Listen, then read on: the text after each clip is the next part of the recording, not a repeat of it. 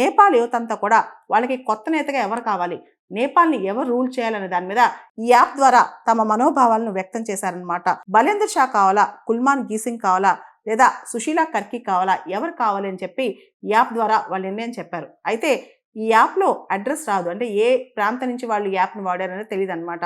Nepalese అంటే నేపాల్ బయట ఉన్న నేపాలీస్ కూడా దీన్ని వాడచ్చు. దాంతోపాటు ఈ యాప్లో మన ఇన్స్టాగ్రామ్, ఫేస్బుక్ లాగా ఎండ్లెస్ కంటెంట్ ఉండదు. దానిలో క్వశ్చన్ ఆన్సర్ మాత్రమే ఉంటుంది అనమాట. రకరకాల స్క్రోల్ చేసే కంటెంట్ ఎక్కువ కనిపించదు దీనిలో.